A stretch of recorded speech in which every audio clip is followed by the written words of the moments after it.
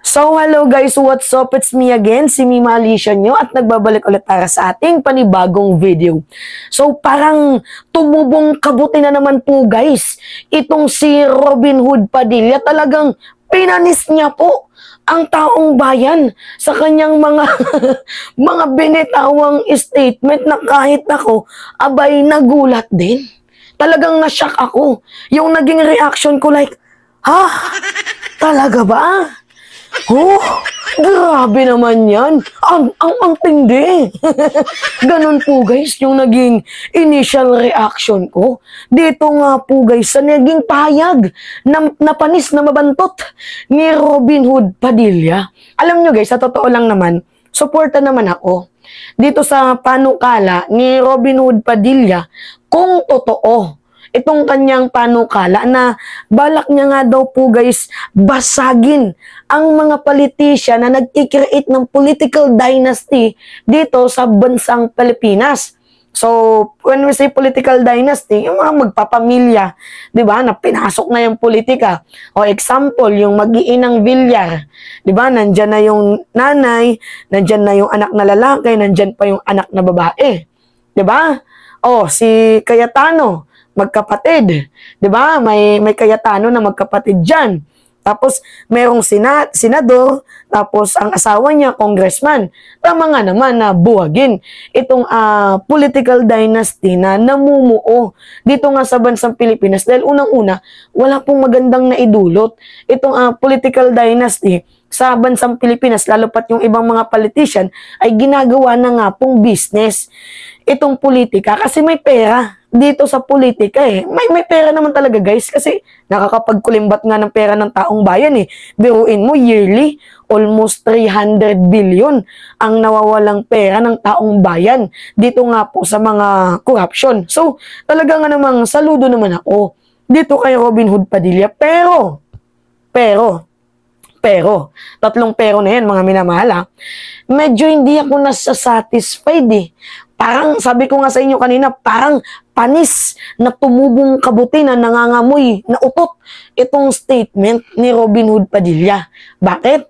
Ayaw niya po sa political dynasty, kumbaga meron siyang ipapatupad na bill, isasubmit na bill, which is yung anti-political dynasty bill, kaso yung double standard niya, kitang-kita. Ayaw niya sa political dynasty pero supporters siya ng mga Duterte na nagkikreate ng political dynasty. Di ba? O yung mag-aamang itlog, o si Bolong, si Baste, si Digong, nandyan si Sara. O, ano yun? Ayaw mo sa political dynasty pero supporters ka ng mga gumagawa ng political dynasty na yan. O, diba sabi ko sa inyo, napaka-double standard ni Robin Hood Padilla. Kaya medyo wala na talaga akong believe dyan eh.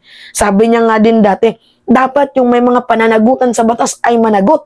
Ayaw niya sa mga offender, mga criminal offender. Tapos, supporters ni Kibuloy. Nung tumatakbo siya, ang sabi niya, gusto niyang tulungan ang bawat mamamayang Pilipino. Diba? Yun yung sabi niya. Pero nung nangangailangan ng mga tulong, yung mga kababaihan, ng mga walang boses, yung mga weak na tao, walang pera, yung mga powerless, di ba? Na inaabuso ang kanilang karapatang pantao, biktima ng inhumane na trabaho ni Kibuloy. Tapos, anong ginawa niya? Sumusuporta sa isang fugitive. May sakit ka na sa utak, Robin.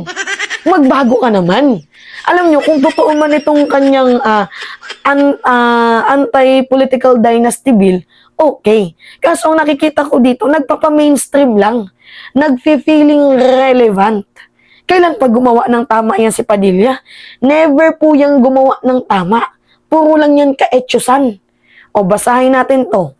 Kanina pa yung naka-flash, pero basahin natin. Sabi ni Padilla, Robin files anti-political dynasty bill.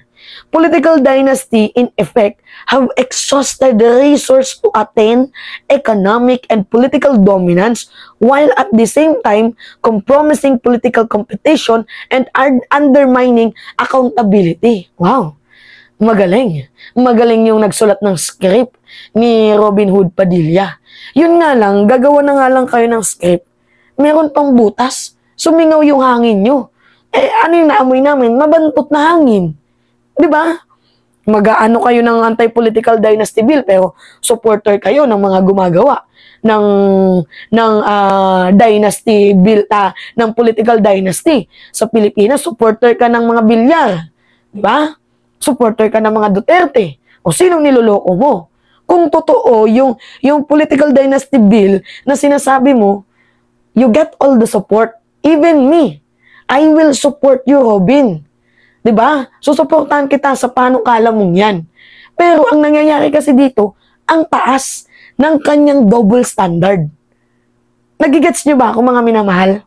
Sobrang taas po ng kanyang double standard dito. Anyway, sabi niya, it is time to break the barriers, preventing the best and the brightest from serving the Filipino people. Yan po yung sabi niya, ni Robin Padilla. Pero kung mapapansin nyo, ang daming react. Haha-react. 2.3 haha-react. Nangunguna yung tawa. Meaning, laughing matter po talaga itong si Robin Padilla. Pinagtatawanan po talaga siya ng mamamayang Pilipino. Alam nyo, sa totoo lang naman, maganda naman talaga ang panukala na anti-political dynasty bill. Maganda.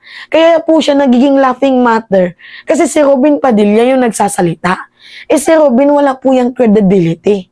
Kaya nagiging laughing matter siya. Nagigets nyo ako, guys? Napakataas po ng kanyang pagiging double standard. Kaya siya nagiging laughing matter. Hindi alam ng mamamayang Pilipino kung sincere itong kanyang panukalang gustong ipatupad.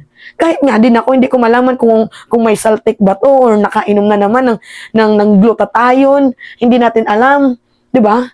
Pero yung pinakapunto natin dito, si Robin Padilla, wala na po talagang credibility. Laughing matter na lang po siya ng mga tao. Every time na nagsasalita siya, para lang siyang isang clown. Diba? Para lamang po siyang isang clown na nagsasalita na nagbibigay ng saya doon sa Senate. Hindi nagbibigay ng tulong, ng saya, ng katatawanan. Flower pot yan sa Senado. Walang ginawa yan dyan. Flower base. Bobo. Yun yung totoo dyan. Kahit nga din ako, sabi ko, nagulat ako sa kanyang statement. Ano yung reaction ni Mima? Haha. Wow. Talaga ba? Diba? Mixed emotion and reaction po ang aking naramdaman. Hindi ko alam kung matatawa ako or susuportahan ko to. Pero okay. Hindi kita i-judge dito kahit pinagtatawanan ka na ng tao. Ang akin lang, gawin mo sanang mas makatotohanan. Batikusin mo sila Duterte. Yan, para masabi nating totoo. Yung sinasabi mong ayaw mo sa political dynasty na yan, batikusin mo sila Digong. Diba? Sabihin mo mali ang kanilang ginagawa. Lalo pat itong si Basti na tutunugan na tatakbo sa Senado. Sa survey naman, pangatlo itong si Digong. Si Pulong ganun din, yan yung sabi ni Sara Duterte. Tapos si Sara nandyan na mismo, nakaupo na. Diba? Ilang taon na silang nag-lead doon sa Davao. Dapat batikusin mo yan. Matanda na, uugod-ugod na, papatakbuhin nyo pa. Kung hindi ba naman kayo mga unglok? Diba? Oh, yung komento nyo, mga minamahal. Kasi ako, kung magbibigay ako ng comment, sabi ko, hanggat walang masyadong matibay na ebidensya na sincere, itong si Padilla, wala yan, guys. Posibleng nagpaparelevant lang yan dito sa mainstream media. Kumbaga, kasi alam nyo guys negative or positive, is still publicity pa din naman yan. Diba? Publicity pa din naman yan.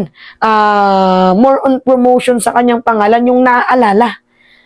Kahit naman madami kang issue, hindi naman yan at the end of the day yung magiging basya ng mga class D na Filipino. Basta sikat ka, naririnig lagi yung pangalan mo. Iboboto ka ng mga yan. Tapos may pera, naku, baka si Robin yan.